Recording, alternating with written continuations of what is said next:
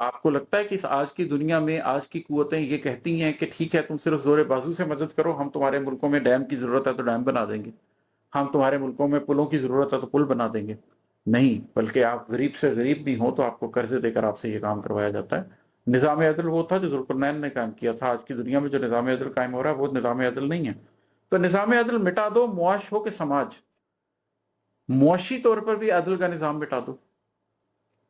اس کے اوپر ایک بڑی لمبی ڈسکشن ہو سکتی ہے کہ کیسے گولڈ سٹینڈرڈ کو ختم کیا گیا، کیسے سونا پہلے بیکڈ بائی گولڈ تھا، کیسے راتوں رات اس سونے کو بیکڈ بائی گولڈ نہیں رہنے دیا گیا۔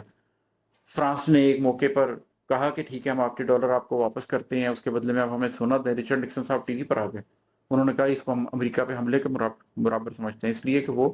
نوٹ ایشو کیے جا رہے تھے لیکن اس کے پیچھے سونا تھا ہی نہیں، کوئی حیثیت ہی نہیں تھی اس سونے کی، ان نوٹوں کی۔ وہ ایسے چیک تھے کہ غالباً کوئی شخص چیک کاٹ رہا ہے لیکن اگر آپ بینک میں لے کے جائیں تو وہ آنر ہی نہیں ہوں گے۔ پھر راتوں رات کس طریقے سے کوشش کر کے اوپیک کریٹ کی گئی، کس طریقے سے ان ملکوں کو مجبور کیا گیا کہ اب تیل کو ڈالر کے بدلے میں بیچا جائے گا تاکہ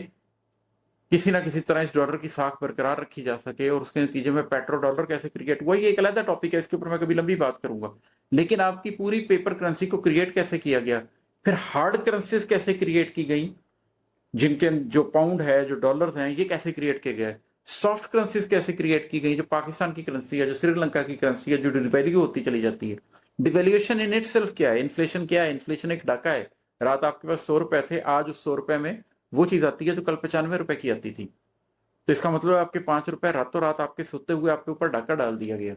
تو یہ کس طریقے سے ایک پورا معاشی نظام سود کے اوپر کھڑا کیا گیا، اور پھر کس طریقے سے پیپر کرنسی کو لایا گیا ہے، کیسے پیٹرو ڈالر اکانومی بنائی گئی ہے، اور کس طریقے سے ان ملکوں کو نام نہاد آزاد کیا گیا ہے لیکن معاشی طور پر کس طریقے سے یہ انسلیوڈ ہے۔ بڑا لمبا ٹاپک ہے، کبھی تفصیل سے اس پر بات کروں گا، لیکن اس شعر کی حد تک نظام عدل مٹا دو، معاش ہو کے سماج،